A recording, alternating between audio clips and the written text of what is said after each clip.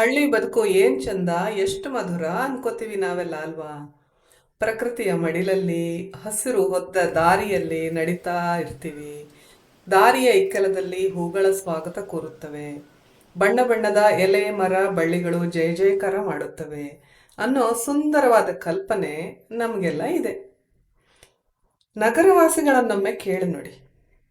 80% ಜನ ಹಳ್ಳಿಯ ಜೀವನವೇ ಬೇರೆ ಬಿಡ್ರಿ, ಸ್ವರ್ಗ ಸುಖ ಕಂಡ್ರಿ ಅದು ಅನ್ನುತ್ತಾರೆ. ಹಸೂರಿನ ಮಡಿಲಲ್ಲೊಂದು ಮನೆ, ಸುತ್ತಲೂ ತೋಟ ಗದ್ದೆ, ತೆಂಗು ಬಾಳೆಗಳ ಸಮೃದ್ಧಿ, ಹಣ್ಣು ತರಕಾರಿ ನಾವೇ ಬೆಳ್ಕೊಂಡು ತಂಪಾದ ಶುದ್ಧವಾದ ಗಾಳಿಯಲ್ಲಿ ಬದುಕುವುದೇ ನಮ್ಮ ಕನಸು ಅನ್ನೋ ವಿವರಣೆ ಸಿಗುತ್ತದೆ. ಇದರ ಜೊತೆ ಸಮೀಪದಲ್ಲೇ ತಣ್ಣಗೆ ಹರಿಯುವ ತೊರೆಯೊಂದಿದ್ದರೆ ಅದಕ್ಕಿಂತ ಇನ್ನೇನು ಬೇಕು ಅನಿಸುತ್ತದೆ. ಆದರೆ ಹಳ್ಳಿ ಬದುಕು ಅಷ್ಟೊಂದು ರಮ್ಯವಾಗಿದೆಯೇ ಎಂದು ನೋಡ ಹೊರಟರೆ ನಿರಾಸೆಯ ಉತ್ತರ ಸಿಗೋದೇ ಹೆಚ್ಚು. ಕಣ್ಮನ ತನಿಸುವ ಹಸುರಿಗೆ ಸಮಸ್ಯೆಗಳ ಧೂಳು ಮೆತ್ತುಕೊಂಡಿದೆ. ಕೃಷಿ ಬದುಕಿನ ದಾರಿ ಕಲ್ಲು ಮುಳ್ಳುಗಳ ಹೆದ್ದಾರಿ. ಬೆಳೆದು ಫಲ ಕೊಡಲಿ ಎಂಬ ಆಸೆಯಿಂದ ನೆಟ್ಟ ಗಿಡಗಳು ನೆಲದಿಂದ ಮೇಲೇಳಲೇ ಎದುರಿಸಲು ಬಿಡುತ್ತವೆ. ಬೆಳೆದ ಗಿಡಗಳಿಗೆ ಹಲವಾರು ಹೆಸರಿರುವ ಹೆಸರಿರದ ರೋಗಗಳ ಬಾಧೆ.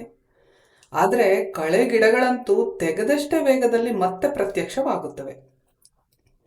ಇದರ ಮಧ್ಯ ಹೇಗೋ ಬೆಳೆದ ಬೆಳೆಯಲ್ಲಿ ತಮ್ಮ ಪಾಲು ಕಬಳಿಸಲು ಕೋತಿ, ನವಿಲು, ಹಲವಾರು ಕೀಟಗಳು, ಹುಳಗಳು, ಆನೆ, ಕಾಡುಕೋಣ, ಕಾಡುಹಂದಿ ಇತ್ಯಾದಿ ಪ್ರಾಣಿಗಳು ಸಜ್ಜಾಗಿರುತ್ತವೆ. ನೀರು ಹರಿಸಲು ಅನುಕೂಲ ಎಂದು ಸ್ಪ್ರಿಂಕ್ಲರ್ ಜೋಡಿಸಿದರೂ ನಿರಂತರವಾಗಿ 3 ಫೇಸ್ ಕರೆಂಟ್ ಒದಗಿಸಲು ಸರ್ಕಾರಕ್ಕೆ ಮನಸ್ಸಿಲ್ವೋ ಶಕ್ತಿ ಇಲ್ವೋ, ಏನೋ ಒಂದು ಕೊರತೆ. ಕೃಷಿ ಕೆಲಸಕ್ಕೆ ಆಳುಗಳು ಸಿಗೋದು ಕಷ್ಟ. ಸಿಕ್ಕವರಿಗೆ 1000 ಆಸುಪಾಸು ಸಂಬಳ ಒಂದು ದಿನಕ್ಕೆ. ಅಲ್ಲ, ಅವ್ರ ಬದುಕು ನಡಿಬೇಕು, ದುಡಿಮೆಗೆ ತಕ್ಕ ಸಂಬಳ ಕೊಡಲೇಬೇಕು. ಆದರೆ ಕೃಷಿಯಿಂದ ಬರುವ ಆದಾಯಕ್ಕೂ ಈ ಸಂಬಳಕ್ಕೂ ತಾಳಮೇಳವೇ ಇಲ್ಲ. ಆ ಹಸಿರಿನ ಹಿಂದೆ, ಆ ಹೂಗಳ ನಡುವೆ, ಅದೋ ಅಲ್ಲಿನ ನೀರಿನ ಹರಿವಿನ ಜೊತೆಗೆ ಚಿಂತೆ, ಕಷ್ಟ, ನಷ್ಟಗಳು ಉಚಿತವಾಗಿ ಸಿಗುತ್ತವೆ. ಬೇಳೆಕಾಳು, ಬಟ್ಟೆ ಬರೆ, ಆಸ್ಪತ್ರೆ ಬಿಲ್ಲು, ಇಂಟರ್ನೆಟ್ಟಿನ ಬೆಲೆಯಲ್ಲಿ ಕೃಷಿಕರಿಗೇನು ವಿನಾಯಿತಿ ಇಲ್ವಲ್ಲ. ಅವರು ಅವ್ರ ಮಕ್ಕಳ ಶಾಲೆಗೆ ಫೀಸ್ ತರಬೇಕು.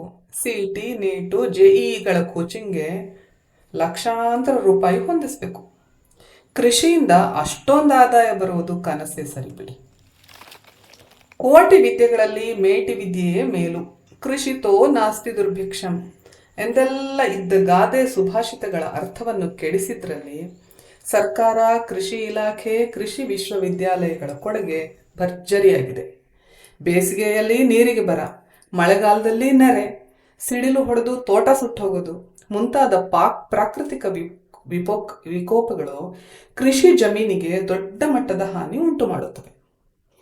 ಈ ನಷ್ಟ ತುಂಬಿಸಿಕೊಡುವ ಶಕ್ತಿ ಕೃಷಿ ಆದಾಯಕ್ಕೆ ಇಲ್ಲ. ಸರ್ಕಾರ, ಸಮುದಾಯದ ನೆರವೂ ಇಲ್ಲ.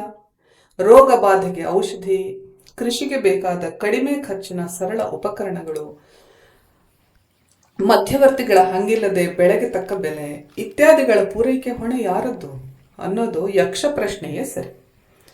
ಭಾರತೀಯ ಕೃಷಿಕನ ಬದುಕೆಂದರೆ ವಿ ಡೋಂಟ್ ಹ್ಯಾವ್ ಚಾಯ್ಸ್ ಅಂದುಕೊಂಡು ಜೀವಿಸುವುದೇ. ಕಷ್ಟವೋ ಸುಖವೋ ಪಾಲಿಗೆ ಬಂದದ್ದು ಪಂಚಾಮೃತ ಎಂದು ಕಣ್ಣೊತ್ತಿಕೊಂಡು ಶಾಂತಿ ನೆಮ್ಮದಿಗಳನ್ನು ಆರಿಸೋದು. ತೊಂದರೆಗಳನ್ನು ಪರಿಹರಿಸಲು ಆ ಕಾಣದ ದೇವರನ್ನ ನಂಬಿಕೊಂಡಿರೋದು. ಸುತ್ತಲೂ ಕಾಣೋ ಹಸರಲ್ಲೇ ತೃಪ್ತಿಯನ್ನು ಹುಡುಕೋದು. ಅಷ್ಟೇ ಅಲ್ವಾ? ನಿಮ್ಗೇನನ್ಸುತ್ತೆ ಇದ್ರ ಬಗ್ಗೆ?